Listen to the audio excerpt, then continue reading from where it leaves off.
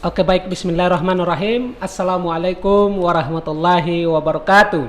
Waalaikumsalam. Jumpa lagi kita di kesempatan hari ini, yang mana sudah ada di tengah kita tamu yang sangat spesial.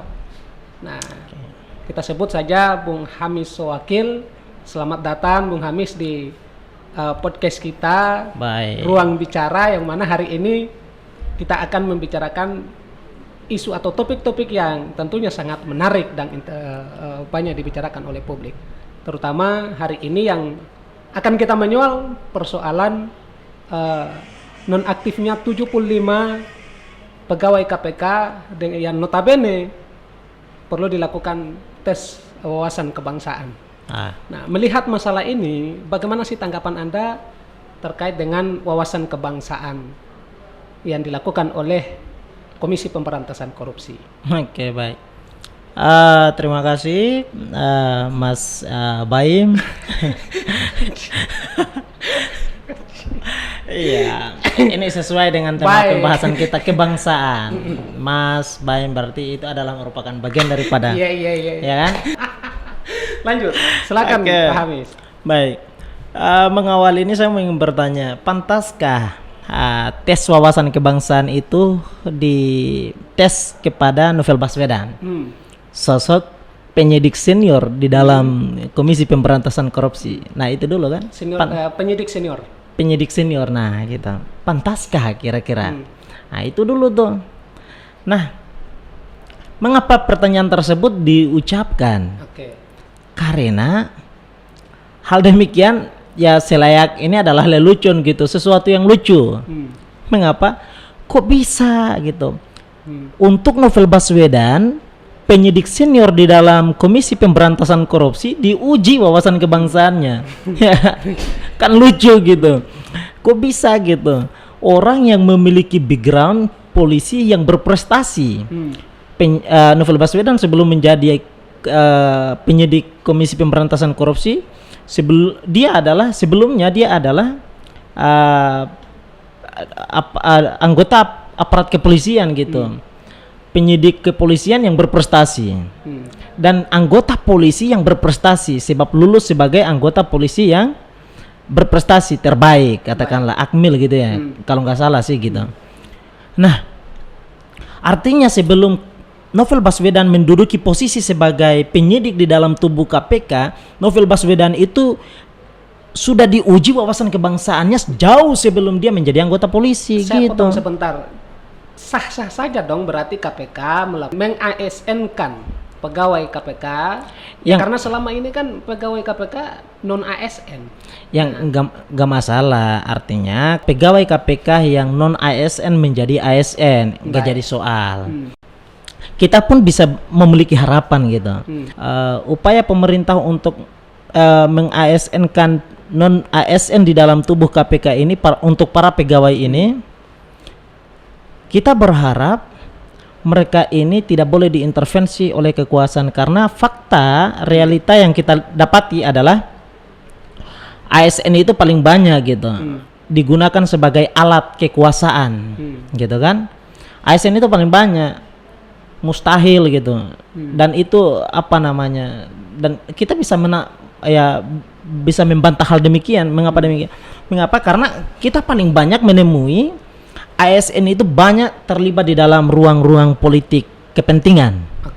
Mereka itu paling banyak dimasukkan dan diikut sertakan berperang aktif di dalam politik kepentingan. Nah, ini yang paling kita sayangkan. Jangan sampai, yang kita harapkan adalah pegawai KPK yang di ASN-kan ini jangan sampai mereka tatkala menjadi ASN independensinya itu tergadaikan demikian. Gitu.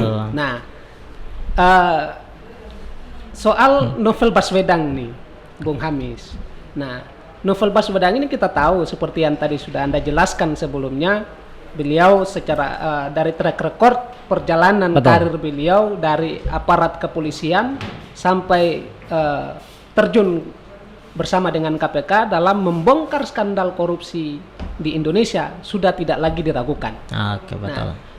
Hari ini dengan dilakukan nonaktifnya 75 pegawai KPK, menurut Anda ini adil tidak untuk seorang Novel Baswedan yang begitu lihai dan kita tidak bisa ragukan lagi soal kemampuan beliau dalam membongkar skandal korupsi di negeri ini. Termasuk terakhir kemarin di zaman Firly Bahuri, kalau tidak salah 2 kementerian yang beliau turut serta di dalamnya untuk membongkar skandal korupsinya. Secara pribadi ya, Baik. saya menjawabnya secara pribadi Ya, nih. dipersilakan. Saya menjawabnya secara pribadi, namun bukan berarti saya ini membela Novel Baswedan, Baik. tidak. Secara pribadi, saya bakalan melihatnya begini. Ketika ada orang yang berupaya baik untuk menegakkan keadilan, maka tentu kita bakalan dorong. Nah, dan seketika orang yang memiliki niatan baik untuk menyelesaikan perkara kejahatan ini, lalu di-cut di dalam perjalanannya, tentu ini kita bakalan marah gitu, tidak kita inginkan gitu. Maka tentu ketika berkaitan dengan pertanyaannya tadi, maka saya tentu secara pribadi saya mengatakan bahwa ini tidak adil gitu. Mengapa? Sulit loh kita mencari orang jujur di republik ini gitu. Apalagi seperti seorang Novel Baswedan. Lah, kira-kira maksud Anda seperti betul, itu? track recordnya jelas gitu.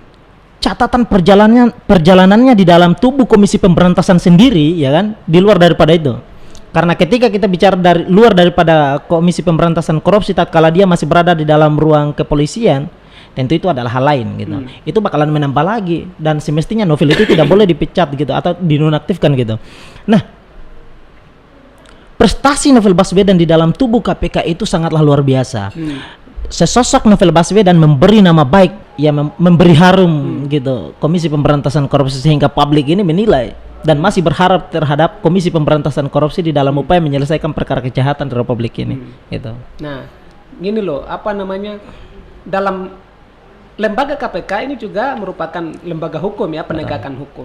Nah, sama juga dengan aparat kepolisian, tetapi dalam proses penyelidikannya ini kan berbeda. Sama-sama pidana, tetapi konteksnya berbeda. Saya sebut saja korupsi adalah pidana keuangan. Nah, tentu perjalanan Novel Baswedan, nah oke, hari ini kita bisa fine, sah-sah saja KPK melakukan meng-ASN-kan 75 pegawai dan bahkan keseluruhan dari pegawai dari KPK. Nah, tetapi soal pengalaman nih. Nah, apakah seimbang tidak dengan pengalaman mereka yang ketika hari ini yang di-ASN-kan ini kan baru.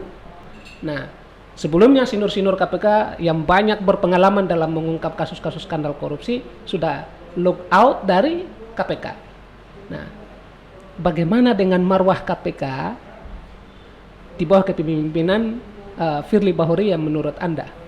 Sebenarnya dengan memberi tes wawasan kebangsaan kepada sesosok Novel saja itu sudah lucu. Ya kan? Itu Baik. sudah lucu sebenarnya. Bahwa sebenarnya untuk Novel Baswedan itu tidak patut untuk diuji dengan soal-soal demikian. Apakah ya kan, apalagi soal-soal yang tersebar gitu, yang diungkapkan oleh para 75 pegawai yang dinyatakan tidak lolos gitu. Nah, itu kan sesuatu yang sangat lucu gitu, yang tidak masuk ke akal dan tidak logik gitu. Dan juga pula tidak berkaitan dengan wawasan kebangsaan gitu. Saya kira ketika Novel Baswedan dicoba uji wawasan kebangsaannya dengan Firly Bahuri, Novel Baswedan lebih handal ketimbang Firly Bahuri. Loh, benar Pak. Kan begitu. Ini bukan soal masalah menyalahkan siapa atau menuduh siapa yang tidak berwawasan kebangsaan. Ini penilaian individu ya. Ini secara individual gitu. Nah, sebab yang pertama, wawasan kebangsaan orang ya gitu. Ini dilihat daripada tubuh Komisi Pemberantasan Korupsi spesialnya gitu. Nah, itu yang patut pertama diuji adalah bagaimana loyalitas dia di dalam memegang hukum, ya kan? Hukum nah, juga. Memegang hukum dan mengaplikasikan hukum tersebut. Yang pertama adalah tentang hukum, produk hukum yang berkaitan dengan Komisi Pemberantasan Korupsi gitu. Yang hari ini menurut publik Undang-Undang Nomor 19 Tahun 2019 itu adalah melemahkan. Novel Baswedan membuktikan kepada publik besar ini bahwa KPK masih memiliki taring, masih kuat dan hebat di dalam menyelesaikan tindak pidana korupsi dengan independensi tanpa intervensi kekuasaan. Terbukti di dalam waktu bersamaan, tidak begitu jauh range waktunya, 2 menteri hari ini tertangkap. Oleh siapakah penyidiknya? Novel Baswedan, bukan Firly Bahuri. Oke. Itu dia. Nah, hari ini kita sama-sama ketahui bahwa Novel Baswedan sudah dinonaktifkan. Nah, sementara sebelumnya seperti yang tadi Anda sebutkan bahwa pengungkapan atau membongkar skandal korupsi yang diduga dilakukan oleh 2 menteri tadi, nah, keterlibatan Novel Baswedan. Nah, sedangkan hari ini dinonaktifkan. Bagaimana langkah hukum yang harus dilakukan?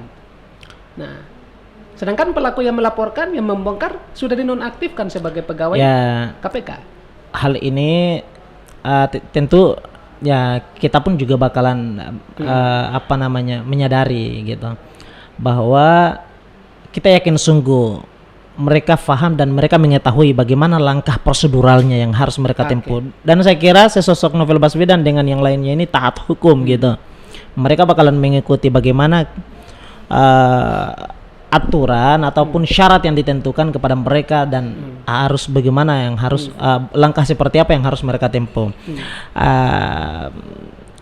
Sebelumnya kita mengetahui bahwa Novel Baswedan melalui wawancaranya gitu dengan Bang Karnilias gitu, ia telah menyampaikan bahwa telah ada langkah-langkah hukum yang mereka tempuh. Salah satu diantaranya adalah mereka tempuh jalur ombudsman gitu. Ada beberapa laporan yang telah mereka laporkan. Mereka sudah melakukan laporan ke ombudsman. Nah, untuk menyoal kasus ini itu. Nah, jadi saya yakin sungguh sesosok Novel Baswedan yang memiliki prestasi dan dalam catatan perjalanannya di dalam Komisi Pemberantasan Korupsi ini, Novel Baswedan tidak pernah melanggar kode etik, apalagi melanggar ketentuan perundang-undangan.